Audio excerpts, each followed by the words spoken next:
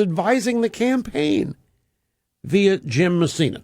Let's go to the phones. Jeff in Maplewood, New Jersey. It's great to have you. You're up first today. Hello, sir. Hi, Rush. Great honor. First-time caller.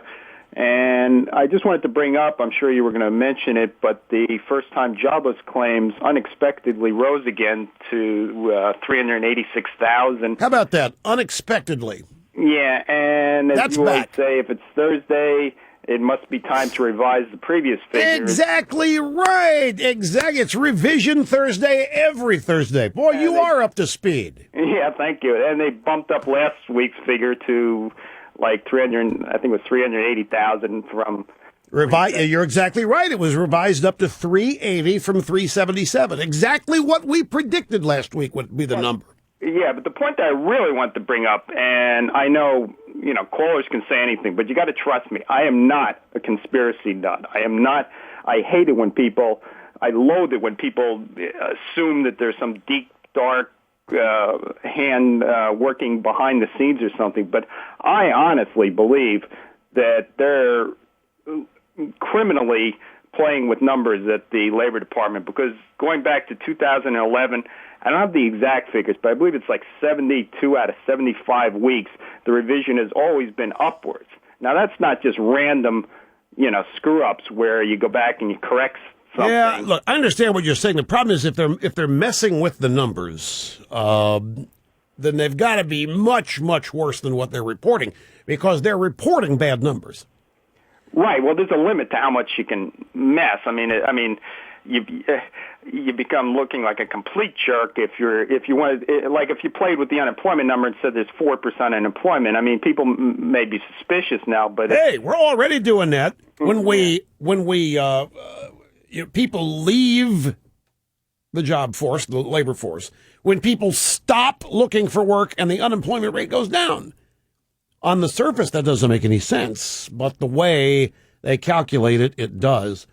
But Jeff, you're right. You're up to speed. I appreciate it. Here are the numbers. The number of Americans filing new claims for unemployment benefits unexpectedly rose last week, according to government data today, suggesting persistent weakness in the labor market after stumbling badly in recent months. Persistent weak. Just last week, they told us it suggested tepid recovery trends to continue. Initial claims for state unemployment benefits went up 6,000 to a seasonally adjusted 386,000. The prior week's figures revised up to 380,000 from the previously reported 377,000. So in reality, if you run the numbers out, the claim is up 9,000 from last week's report. For the record, this latest revision means that the weekly jobless claims number, as Jeff here said, has now been revised up 21 weeks in a row, and 66 out of the last 67 weeks. Unexpectedly rose. Unexpectedly. Reuters also said, and I quote, claims remain trapped in the tight band established since April.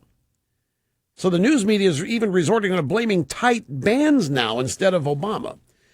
So unemployment up unexpectedly, and the regime is privately admitting to themselves that there's not going to be any miraculous economic recovery news to report between now and the election. And here's another Reuters story. The U.S. consumer prices fell in May by the most in more than 3 years as households paid less for gasoline, possibly giving the U.S. Federal Reserve more room to help an economy showing signs of weakness. Wait, I thought the private sector was just fine. Now we've got an economy showing signs of weakening. But now the Fed might have more room to help an economy. Another government report Thursday pointed to persistent weakness in the labor market. Another bad week for America. Everybody's, oh, gee, what will the impact be on Obama's reelection? How will this affect Obama? No. How does this affect America?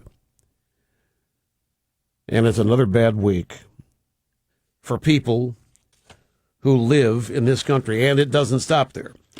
Foreclosures rose year over year in May for the first time in more than 2 years as banks resumed dealing with distressed properties after a mortgage abuse settlement earlier this year. So foreclosures are up for the first time in 27 months. Yeah, 29% in Illinois. That's in Obama's home state. Foreclosures are up 29%. The unemployment news there. The crime in Illinois, the crime in Chicago is up through the roof. So everything's Bush's fault. The foreclosures are Bush's. All of this stuff, economic, yes, it's Bush's fault. And I'm telling you, we're going to hear it in his speech today. I guarantee you, because of this Gallup poll out, we're going to hear. He may not even mention a name. He said, my predecessor, with the situation that I inherited from my predecessor was much worse than any of us knew. And he will rip into all of the policies that didn't work then that Romney wants to go back to. I know what this speech is going to be before I read it, before I hear it. I know the major points he's going to make. I know he's been trying to fix the housing market for 3 years. He's been trying to fix the job market for 3 years. He's been trying to help the economy for 3 years. But it was so bad. Bush did so many rotten bad things. Bush was such a disaster that not even the brilliance of Obama and his team, with Steven Spielberg and Susie Buell-Tompkins and Eric Schmidt, none of them can fix it. That's how bad Bush damaged it. That's how totally incompetent and worthless George W. Bush was. Now, Jeff referred to what he thinks is a conspiracy going on in the government over these job numbers. Well, I have here a story, my formerly nicotine-stained fingers, that will intrigue him, from the Daily Caller.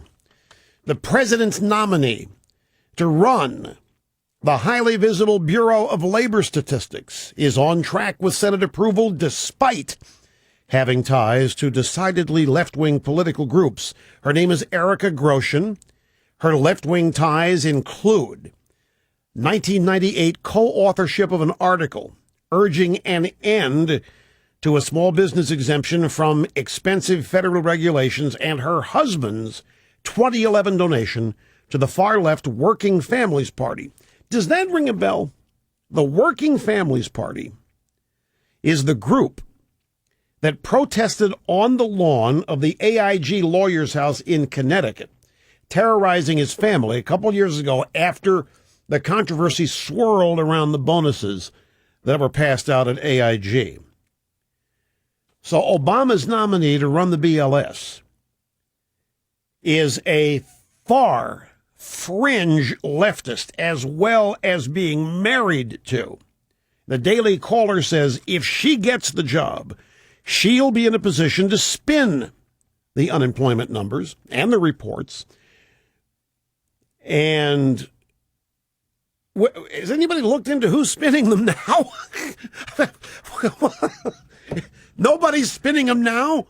We're only thinking about what this new nominee might do. Got to take a time out. We'll be back after this. Don't go away. This year,